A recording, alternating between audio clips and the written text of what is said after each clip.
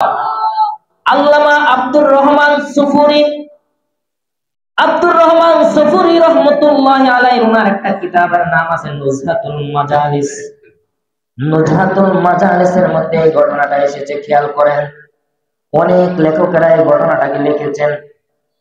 আল্লাহর নবী ঈসা আলাইহিস সালাম একবার তার একজন ভক্তকে নিয়ে ব্যাগের মধ্যে 3টা রুটি নিলেন। 3টা রুটি নেওয়ার সময় এক জায়গার মধ্যে ওনারা থামলেন। হযরত ঈসা আলাইহিস সালাম একটা রুটি খাইলেন, খাওয়ার পরে একটু এখান থেকে সরে গেলেন, যাওয়ার পরে আবার আসলেন। আসার পরে দেখে ব্যাগের মধ্যে আর একটা রুটিও নাই। মানুষ 2 জন, রুটি পড়ে কয়টা? রুটি 3টা না? যদি খায় তাহলে 1.5টা করে তো ভাগে পড়ে নাকি? এসে দেখে ব্যাগের মধ্যে একটা রুটিও নাই। গভীর মনোযোগ খেয়াল করেন। হযরত ঈসা আলাইহিস সালাম কয়, এরে আল্লাহর বান্দা, ব্যাগের মধ্যে তো 2টা রুটি ছিল, তুমি কি খাইছো নাকি? কয়, না হুজুর, আমি একটা রুটি খাইছি, আর খাই নাই। এবার ঈসা আলাইহিস সালাম কিছুই বললেন না। সামনে হাঁটতেছেন, হঠাৎ করে সামনে যাওয়ার সময় দেখলেন যে একটা হরিণী আসতেছে। হরিণীর সঙ্গে বাচ্চা 2টা আছে, সুন্দর সুন্দর। এই বাচ্চাগুলো দেখে হযরত ঈসা আলাইহিস সালাম একটা বাচ্চাকে বললেন, আল্লাহর হুকুমে তুমি জবাই হয়ে যাও। সঙ্গে সঙ্গে জবাই হয়ে গেছে। জবাই হয়ে যাওয়ার সময় পরে রান্না হয়ে গেছে। রান্না হয়ে যাওয়ার পরে হযরত ঈসা আলাইহিস সালাম এবং এই মুরিদান বসলেন, ভক্ত বসলেন পাশ দিয়ে। 2 জনে খাইলেন। খাওয়ার পরে হাড়গুলো আলাদা রাখলেন। কথা আমার বুঝেননি? হাড়গুলি আলাদা রাখলেন। রাখার পরে খাওয়া দাওয়া শেষ হয়ে গেছে। হযরত ঈসা আলাইহিস সালাম কয়, কুম বিইজনিল্লাহ, সুবহানাল্লাহ। সঙ্গে সঙ্গে ওই হরিণীটা জীবিত হয়ে গেছে। এই লোক দেখে আশ্চর্য হয়ে গেছে, আরে কি কয়, এই মাত্র যে হরিণীর গোশত খাইলাম, এখন দেখতেছি হরিণী এটা জীবিত হয়ে গেছে, এটা কেমনে সম্ভব? ঈসা আলাইহিস সালাম ডেকে ডেকে বলে, আল্লাহর বান্দারে, এই যে দেখছো বনের থেকে হরিণী এসেছে, আর আল্লাহর হুকুমে জবাই হয়ে গেছে। শুধু জবাই হয় নাই, রান্নাও হয়ে গেছে, 2 জনে খাইলাম। খাওয়ার পরে আল্লাহ তার হুকুমে আবার এটাকে জীবিত করে দিয়েছেন। সুবহানাল্লাহ। যে আল্লাহ রাব্বুল আলামিন একটা মৃতকে জীবিত করে দেয়, আবার জীবিতকে মৃত করে দেয়, ওই আল্লাহর কসম দিয়ে বলতেছি, রুটিটা কে খাইছে? সুবহানাল্লাহ, সুবহানাল্লাহ। ওই হুজুর, যে আল্লাহ রাব্বুল আলামিন একটা মৃতকে জীবিত করে দেন, আবার জীবিতকে মৃত করে দেন, ওই আল্লাহর কসম করে বলি হুজুর, এই রুটিটা আমি খাই নাই। জোরে কোন নাউজুবিল্লাহ। লোকটা যখন আবার হাঁটা শুরু করেছে, এবার নজর করে দেখে পাহাড়ের পাদদেশ থেকে পানি এসে একটা নদীর মতো হয়ে গেছে। এখন এই নদী দিয়ে পার হবে কিভাবে চিন্তার মধ্যে পড়ে গেছে। এই পাড়ের থেকে ওই পাড়েও যাওয়ার দরকার, কিন্তু কোনো নৌকা নাই, স্টিমার নাই, কিছুই নাই, যাবে কেমনে? হুজুর বললেন, ঈসা আলাইহিস সালাম বলেন, চিন্তা করো না, আমার সাথে সাথে পড়ো বিসমিল্লাহির রহমানির রহিম, আল্লাহর নামে শুরু করছি। এই কথা বলে যখন হাঁটা শুরু করেছে, নদীর উপর দিয়ে 2 জনে হেঁটে গেছে। হেঁটে যাওয়ার সময় পায়ের মধ্যে বিন্দু পরিমাণ পানিও লাগে নাই। আর লোকটা তো বড় আশ্চর্য হয়ে গেছে, কই হুজুর, এই বিপদ থেকে আমরা কেমনে বাঁচলাম? এক ফোঁটা পানিও পায়ের মধ্যে লাগে নাই। ও হুজুর, এটা কেমনে সম্ভব? কইরে আল্লাহর বান্দা, নজর করে দেখো, এই কাজটা তো আমি ঘটাই নাই, কাজটা তো আমার আল্লাহ ঘটাইছে। যে আল্লাহ রাব্বুল আলামিন বিন্দু পরিমাণ পায়ের মধ্যে পানি লাগাইলো না, এই বিশাল একটা জায়গা দিয়ে আল্লাহ আমাদেরকে পান করে দিয়েছে। পানি ছাড়া আমরা, পানি লাগলো না পায়ের মধ্যে, আল্লাহ আমাদেরকে পান করে নিয়েছে। ওই আল্লাহর কসম দিয়ে বলি, ব্যাগের মধ্যে যে 2টা রুটি ছিল, এই 2টা রুটি কে খাইছে? ওই হুজুর আল্লাহর কসম করে বলে যে আল্লাহ আমাদেরকে এত বড় বিপদ থেকে বাঁচাইছে, ওই আল্লাহর কসম করে বলে হুজুর রুটি আমি খাই নাই, আমি একটাই খাইছি।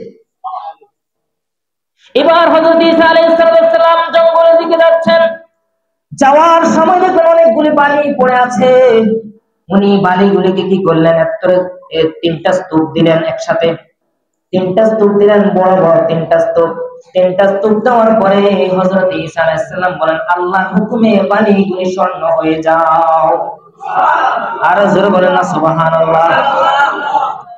স্বর্ণ হয়ে গেছে তিনটা বালি, তিনটা স্তূপ স্বর্ণ হয়ে যাওয়ার পরে আল্লাহর নবী ঈসা আলাইহিস সালাম ডেকে বলে, ওরে আল্লাহর বান্দা এবার শোনো, এবার বালিগুলিকে আমরা ভাগ করব, স্বর্ণগুলিকে ভাগ করব।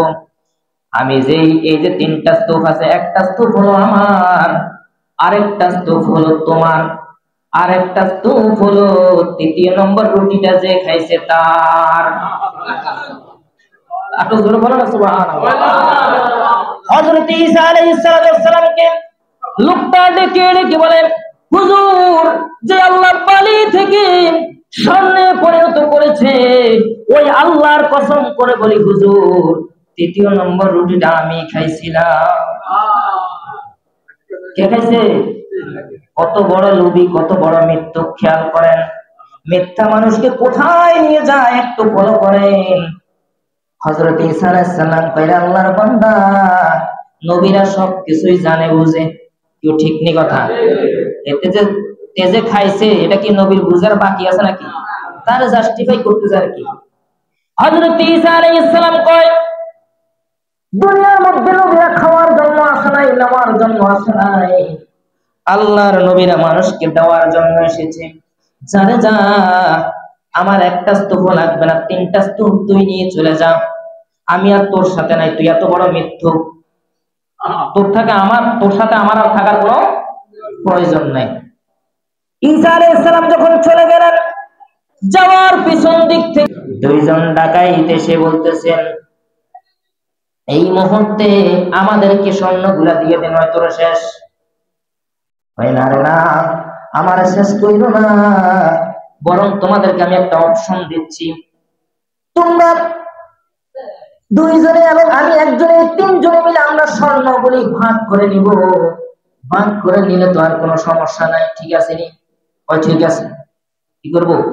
তিনজনে ভাগ করে নিব। এবার খেয়াল করেন, মিথ্যা দিয়ে যারা সম্পদ অর্জন করেছেন, অন্যের হক মেরে যারা নিজের সম্পদ বানিয়েছেন, যদিও দুনিয়াতে 2 দিনের বাহাদুরি করেছেন, পরকালে ধরা আছে না নাই? সাবধান মুসলমান, কোন ভাইয়ের হক নষ্ট করেছেন, কোন মুসলমানের হক নষ্ট করে দিয়েছেন, 1 বিঘত জায়গা জোর করে নিয়ে গেছেন, আমার নবীজি বলেছেন, কেউ কোন মানুষ যদি দুনিয়ার মধ্যে একজন ভাই আরেকজন ভাইয়ের যদি 1 বিঘত পরিমাণ জায়গা যদি কেউ নিয়ে যায়, কিয়ামতের কঠিন ময়দানে আমার আল্লাহ উহুদের পাহাড়ের চাইতে বড় একটা জায়গা করে তার কাঁধের উপরে উঠাইয়া দিবে। এবার বলবে, এটা নিয়ে হাঁটো, এটা নিয়ে হাঁটো, 7 তবক জমিন পরিমাণ আল্লাহ তার কাঁধের মধ্যে উঠাইয়া দিবে। এবার বলবে, এটা নিয়ে হাঁট হাঁট। হাঁটা কি সম্ভব? সম্ভব নয়। আল্লাহর নবী যখন চলে গেছে, ডাকাতের দলেরা বলতেছে, আমরাও নিব। তারা 3 জন একটা পরামর্শ করছে, ঠিক আছে স্বর্ণ ভাগ করে নেব, তবে একটা শর্ত আছে, আগে ক্ষুধা পেটের মধ্যে আগে খাবারের দরকার, যেহেতু অনেক সম্পদ পেয়ে গেছি এবার খাবারের দরকার। একজন কয়, তুমি যাই আগে খাবার আনো, তারপরে ভাগ হবে। ওই লোকটা যখন খাবার কিনতে গেছে, যাওয়ার পরে 2 জন চিন্তা করছে, 2 জন পরামর্শ করছে, ওই লোকটা যখন খাবার নিয়ে আসবে, আসার সঙ্গে সঙ্গে আমরা তারে মাইরা ফেলবো। কি করব? আমরা তাকে মেরে ফেলবো। মেরে ফেললে তো একজন কমে গেছে, স্বর্ণের ভাগ বেশি হয়ে যাবে, ঠিক নিও। লোকটা স্বর্ণ খাবার কেনার জন্য যিনি গেলেন, তিনি মনে মনে চিন্তা করতেছেন, হায় রে, তারা তো কত বড় বেকুব, তারা তো বুঝলো না, আজকে আমি যখন খাবার কিনবো, খাবারের সঙ্গে আমি যদি বিষ মিশাইয়া দেই, এই 2টা খাবার খাইয়া মইরা যাবে, আমি সম্পদ সবগুলার মালিক। কথা বুঝছে? লোকটা যখন খাবারের মধ্যে বিষ একবারে ভালো করে মিশ্রণ করে আনলো, আনার পরে এবার বলতেছে, ধরো বন্ধুরা খাও। কয়, খাবো, তবে আমাদের কাজ বাকি আছে। তারে শেষ কইরা দিছে, দুইজনে ধরে তারে শেষ। এবার কয় বন্ধু একজন আরেকজনের কইতেছে যেহেতু সে শেষ হয়ে গেছে এখন তো স্বর্ণ আমাদের, তো চলো আগে খাবারটা খেয়ে নেই। আগে খাবারটা খেয়ে নেই। খাবারটা যখন খাইলো, খাওয়ার সঙ্গে সঙ্গে দুইজন শেষ হয়ে গেছে। আল্লাহু আকবার। স্বর্ণের স্তূপগুলি তাদের মাথার পাশে পড়ে আছে, আর তিনটা লাশ স্বর্ণের পাশে পড়ে আছে। সম্পদের জায়গায় সম্পদ, মানুষের জায়গায় মানুষ। হযরত ঈসা আলাইহিস সালাম আবার প্রতিমধ্যে যাওয়ার সময় দেখতেছেন তিনটা লাশ পড়ে আছে স্তূপের কাছে। তিনি বলতেছেন কুম বিইজনিল্লাহ, আল্লাহর হুকুমে তুমি জীবিত হয়ে তোমরা জীবিত হও। তিনটা যখন জীবিত হয়ে যাবে দেখছস নি রে পাগলারা, মিথ্যা কথা মানুষকে কোথায় নিয়ে যায়।